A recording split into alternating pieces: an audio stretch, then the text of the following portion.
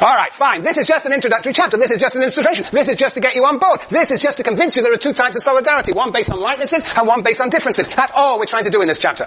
And we've done it. So don't get distracted by craniology. Okay. Right, now, look, all right. The question is this, the next move. And I'm trying to show you all his moves. I don't know if I'll get to the very end today. I'll try. But the next move is, okay, there are two types. There are these solidarity based on likenesses, solidarity based on differences. But solidarity is this.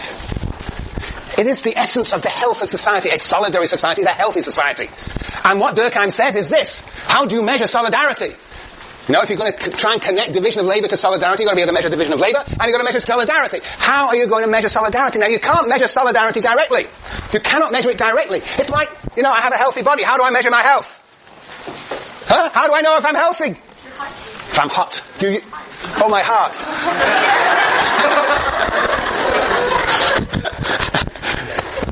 Yes. Yes. Take my heartbeat, my pulse, and take my... I take my temperature here. Where do you take it? You see, look, different societies have not just different moral orders, but different health orders. Yes. Yes, at the back there. Speak up. You're not ill, so you're healthy because you lack illness. But how do I know it? Because of the thermometer, the temperature, the pulse. You know, we have a ways of measuring the health of my body, your body, everybody's body. Okay? The question is, what is the equivalent for society? What is the equivalent for society? We cannot measure solidarity, which is, of course, the health of society directly. We can only measure it indirectly. How do we measure it? What are index? Yes, Anders. You can look at the crime rates and suicide rates. Is that what Durkheim says? I don't know.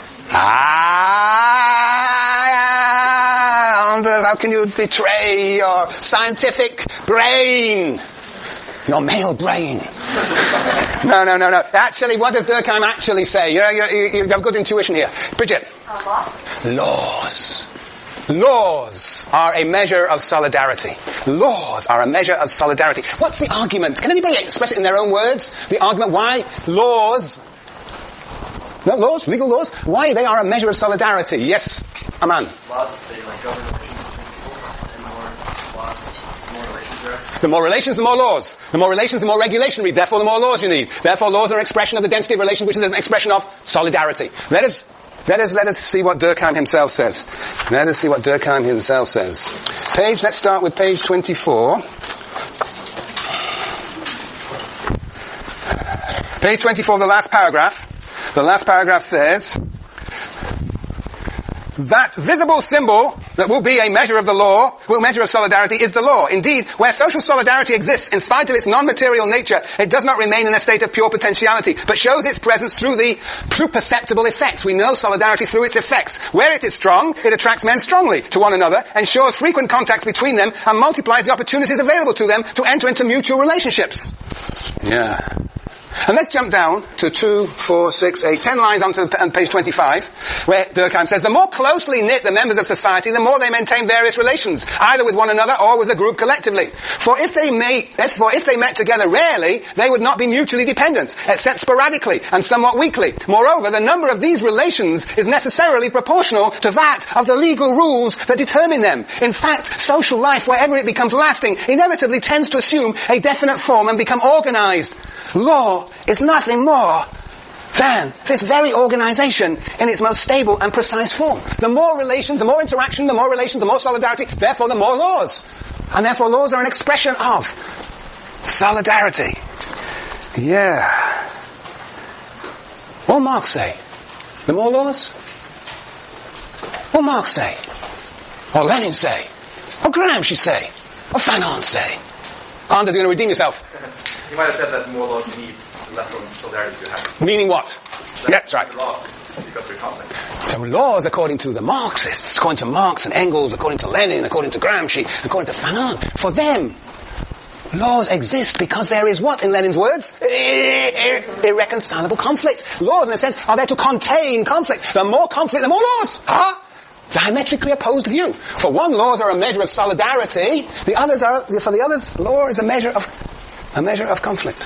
Fascinating divergence between these two bodies of theory. Yeah. And if you really want to be clever, Durkheim really gets quite sophisticated when he starts talking about custom and law.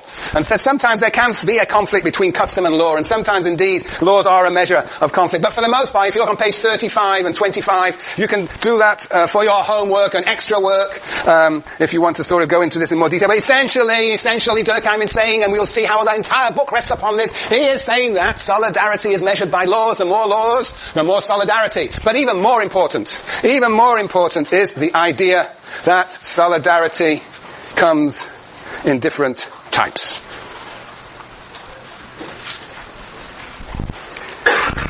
You know, we've had two types, and this is the next section 5. See, what we said so far is simply there are two types of solidarity.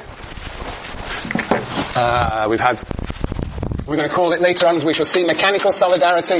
Mechanical solidarity based on what? Based on solidarity, based on likenesses. And organic solidarity based on complementary differences.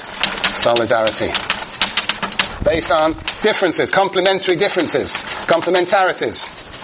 And this, which one is associated with the division of labour? This one, right? The division of labour, because different people are specialising and therefore they become interdependent.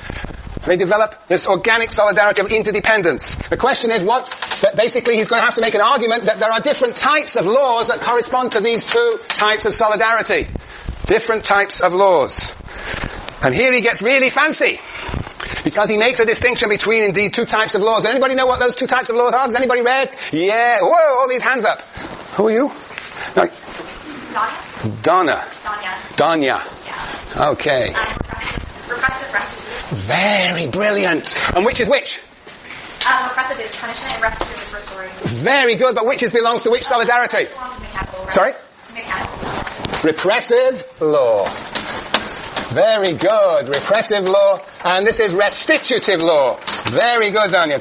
Restitutive law.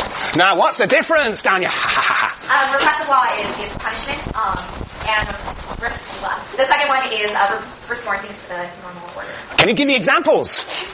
Aaron's going to help you. Penal laws. Such as? You steal something, you go to jail.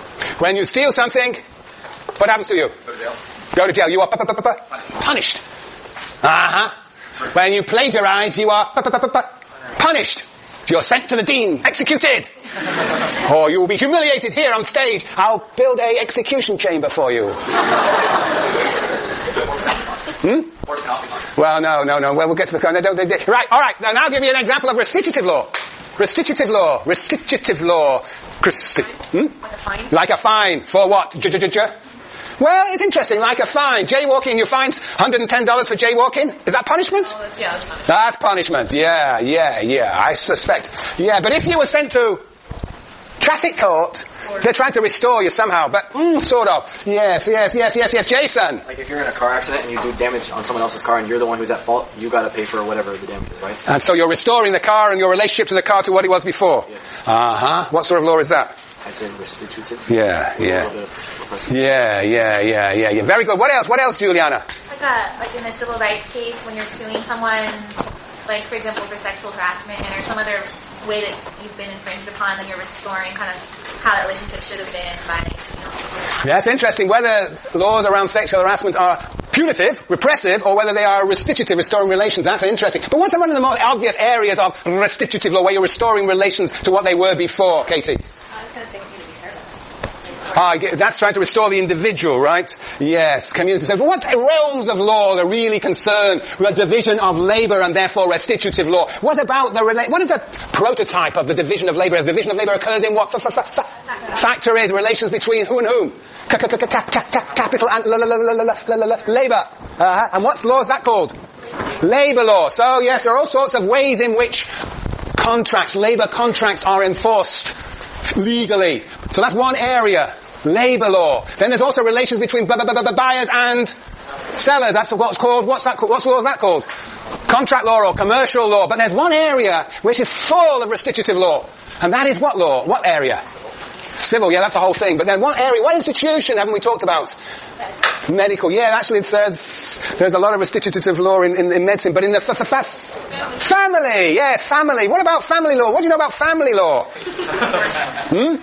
Divorce law, yes. Do you know in the old days, what was divorce all about? It was all about punishment.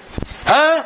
Somebody had to be found guilty. And then they introduced what? No-fault divorce law. So basically then it became a matter of, okay, X and Y are going to separate, divorce, and we just have to somehow do our best to restore the relations as they were as best we can. So we have a whole new sort of divorce law, which is more like restitutive divorce law. Okay, now, fine, hold on, relax. Not like me, relax. Now look, so what we said is that Durkheim is going to measure these two types of solidarity by the nature of the laws. And if the division of labor and its organic solidarity increase over time relative to mechanical solidarity, if organic solidarity, the division of labor solidarity, increases over time, what must be the case empirically?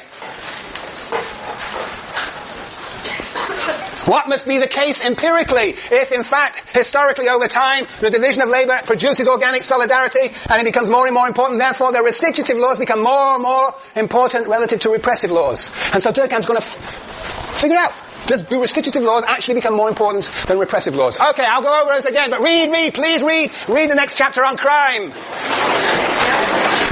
Oh, shoot.